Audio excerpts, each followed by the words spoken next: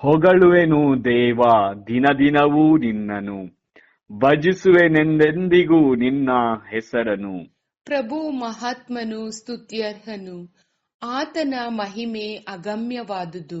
ಈ ನುಡಿಗಳು ಇಂದು ಸಾನ್ನಿಧ್ಯದ ಧನ್ಯತಾ ನುಡಿಗಳಾಗಿ ಹೊರಹೊಮ್ಮುತ್ತಿದೆ.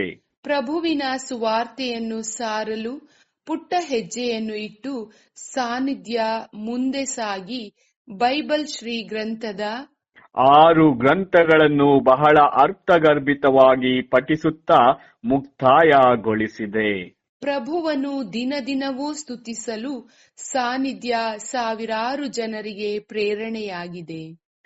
ಸಾನ್ನಿಧ್ಯಕ್ಕೆ ಶಕ್ತಿ ನೀಡಿ ಪ್ರತಿ ಹೆಜ್ಜೆಯಲ್ಲೂ ಕೈ ಹಿಡಿದು ಮುನ್ನಡೆಸುತ್ತಾ ಪರಿಪಾಲಿಸುತ್ತಿರುವ ಕರುಣಾಳು ದೇವರಿಗೆ ಹೃದಯಂತರಾಳದ ವಂದನೆಗಳನ್ನು ಸಾನ್ನಿಧ್ಯ ಸಲ್ಲಿಸುತ್ತದೆ. ಸಾನ್ನಿಧ್ಯದ ಈ ರೀತಿಯ ಉತ್ತಮ ಬೆಳವಣಿಗೆಗೆ ಪ್ರಿಯ ವೀಕ್ಷಕರೇ, ನಿಮ್ಮ ಸಹಕಾರ ಪ್ರೋತ್ಸಾಹ ಅಪಾರ. ನಿಮ್ಮಿಂದಾಗಿ ಸಾನ್ನಿಧ್ಯ ಇಂದು ಈ ಹಂತವನ್ನು ತಲುಪಿದೆ. 1,000 ಚಂದಾದಾರರನ್ನು ಹಾಗೂ 55,000 ಕೇಳುಗರನ್ನು ವೀಕ್ಷಕರನ್ನು ಸಾನ್ನಿಧ್ಯ ತನ್ನ ತೆಕ್ಕೆಯೊಳಗೆ ಸೇರಿಸಿಕೊಂಡು ಸಂತಸದಿಂದ ಮುಂದೆ ಸಾಗುತ್ತಿದೆ. ಪ್ರೀತಿಯ ವೀಕ್ಷಕರೇ, ನಿಮಗೆಲ್ಲ ಮನಪೂರ್ವಕವಾದ ನಮನಗಳನ್ನು ಸಾನ್ನಿಧ್ಯ ಸಲ್ಲಿಸುತ್ತದೆ.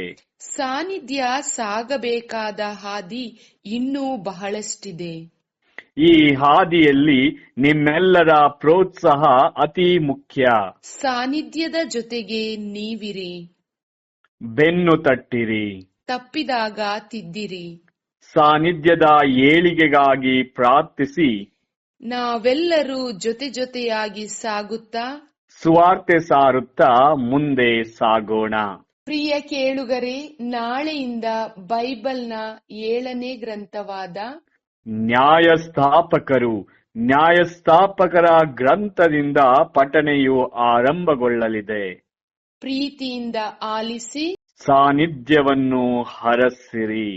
ನಿಮ್ಮ ಪ್ರೀತಿಯಿಂದ ಸಾನ್ನಿಧ್ಯ ದೇವರೆಡೆಗೆ ನಿಮ್ಮನ್ನು ಕರೆದೊಯ್ಯಲು ಬೇಕಾದಂತಹ ಶಕ್ತಿ ಕೃಪಾವರಕ್ಕಾಗಿ ಸಾನ್ನಿಧ್ಯ ವಾಹಿನಿಗಾಗಿ ಪ್ರಾರ್ಥಿಸಿರಿ. ನಿಮ್ಮೆಲ್ಲರಿಗೂ ಧನ್ಯವಾದಗಳು.